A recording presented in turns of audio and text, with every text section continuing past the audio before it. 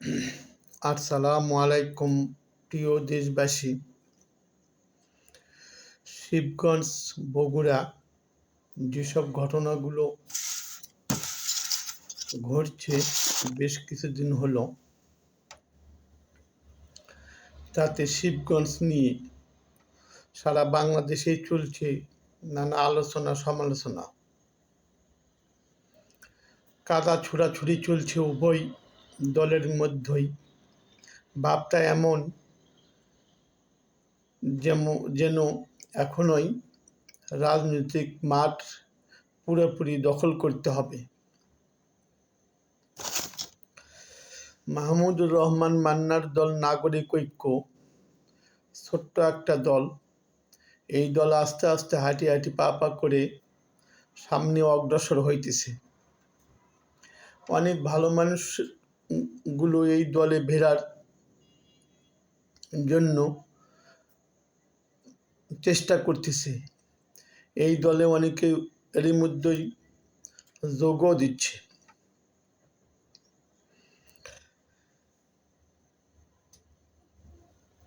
সেটাই কি এই দলের অপরাধ? মাহমুদুর রহমান মান্না একসময় আওয়ামী লীগ করত। তাকে যারা ভালোবাসত তারাও আওয়ামী লীগকে ভালোবেসে না, মাহমুদুর রহমানকে ভালোবেসে আওয়ামী লীগ করত। যখন মাহমুদুর রহমান মান্না আওয়ামী লীগ থেকে বের হয়ে আসে, তখন তার অনুসারীরাও আওয়ামী লীগ থেকে বের হয়ে আসে। এর মানে এই নয় যে তাদের অনুসারীরা কোনো পদ পদবি, আওয়ামী লীগের কোনো পদ পদবি এখনো আঁকড়ে ধরে আছে, কিংবা ফ্যাসিবাদের সময় তাদের পদ ও পদবি ছিল।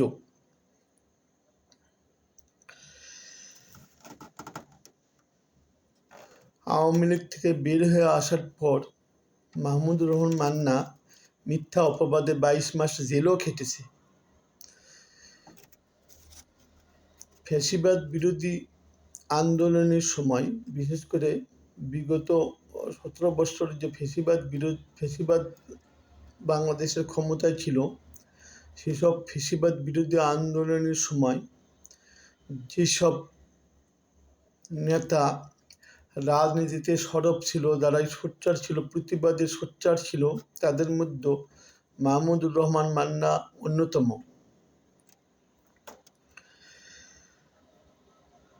আর মাহমুদুর রহমান মান্নার নাকি এমপি হওয়ার যোগ্যতা নেই, তার কোনো জনপ্রিয়তাও নেই। মানতেছি, পৃথিবীর সব দেশে ভালো মানুষের জন্য রাজনীতি থাকলেও বাংলাদেশে যে ভালো মানুষের জন্য রাজনীতি নাই, সেটা দেশ স্বাধীন হওয়ার পর থেকেই দেখতেছি।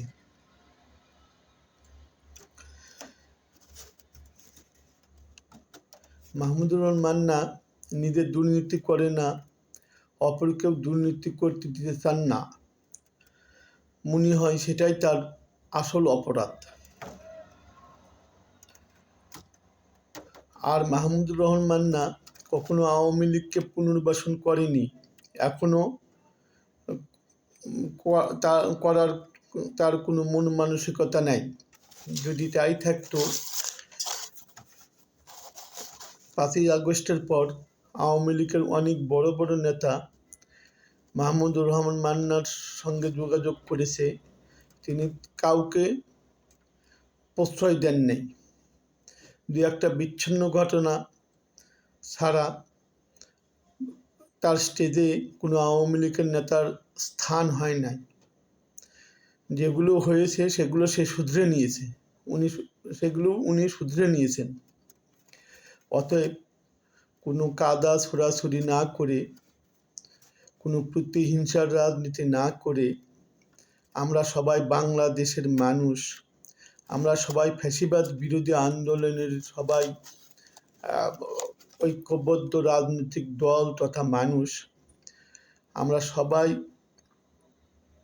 চেষ্টা করব ভালো মানুষগুলো যেন রাজনীতিতে আসতে পারে, এবং আমরা ভালো মানুষগুলোকে রাজনীতিতে আসার পথ সুগম করে দিব, এবং আগামী প্রজন্মকে এমন একটা দেশ উপহার দিব যেন আগামী প্রজন্ম সেই দেশটাতে স্বস্তির নিঃশ্বাস ফেলে ভালোভাবে বেঁচে থাকতে পারে।